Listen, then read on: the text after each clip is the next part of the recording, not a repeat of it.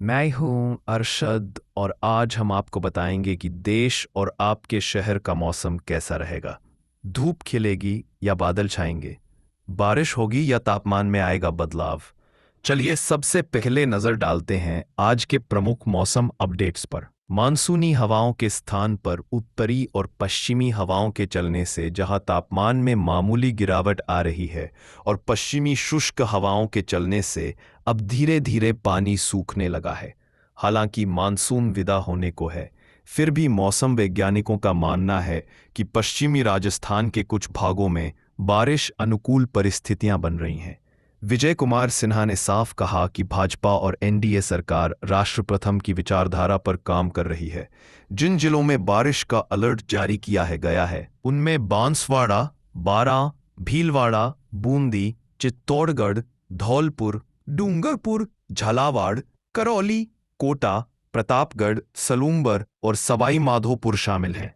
इनके अलावा फिलहाल किसी अन्य जिलों में बारिश का अलर्ट नहीं है। मौसम विभाग ने इस संबंध में अलर्ट जारी किया है। शनिवार को सूरज की तल्ख तेवर और आर्द्रता की मात्रा 56% रहने के कारण लोगों को भीषण गर्मी का एहसास हुआ। राजधानी के अधिकतम तापमान में 0.8 और न्यूनतम तापमान में 1.7 डिग्री की बढ़ोतरी हुई। सिन्हा ने विपक्ष को घेरते हुए कहा कि हर मां भारतीय का संतान घुसपैठियों को स्वीकार नहीं करेगा। इनके कारण मूल भारतीय और खासकर बिहारी नौजवान नौकरी और सरकारी अनुदान से वंचित हो रहे हैं। साथ ही उन्होंने यह भी जोड़ा कि पड़ोसी राज्य पश्चिम बंगाल की सरकार का रवैया सबके सामने है और जनता देख रही है कि किस तरह अवैध घुसपैठियों को राजनीतिक लाभ के लिए संरक्षण दिया जा रहा है। विजय कुमार सिन्हा ने साफ कहा कि भाजपा और एनडीए सरकार राष्ट्र प्रथम की विचारधारा पर काम कर रही है। जिन जिलों में बारिश का अलर्ट जारी किया है, साथ ही दोनों हिस्सों में कहीं कहीं पर बादल गरजने व बिजली चमकने की संभावना जताई गई है। मौसम विभाग की माने तो बुधवार को गोंडा, बाराबंकी, रायबरेली, अमेठी, सुल्तानपुर, अयोध्या और उसके आसपास के इलाकों में भारी से बहुत भारी बारिश होने का अलर्ट जारी किया गया है, जिसके अनुसार गोरखपुर, संत कबीर नगर, बस्ती, कुशीनगर, महाराजगंज, सिद्धार्थनगर, गोंडा, बलरामपुर, श्रावस्ती, बहराइच, लखीमपुर खीरी और उसके आसपास के जिलों में भारी वर्षा होने की संभावना है। उत्तराखंड की राजधानी देहरादून और राज्य के कई अन्य हिस्सों में सोमवार एवं मंगलवार की दरमियानी रात बादल फटने और भारी बारिश के कारण तबाही मच गई।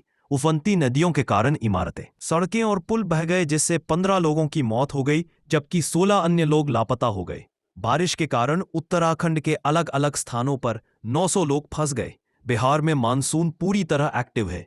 पिछले 3 दिनों से पटना समेत कई इलाकों में बारिश हो रही है। मौसम विज्ञान केंद्र ने कहा कि दक्षिण पश्चिम मानसून की सक्रियता बनी हुई है। बंगाल की खाड़ी और अरब सागर से नमी युक्त हवाएं राज्य के ऊपर सक्रिय हैं। शनिवार को अधिकतम और न्यूनतम तापमान में बढ़ोतरी हुई।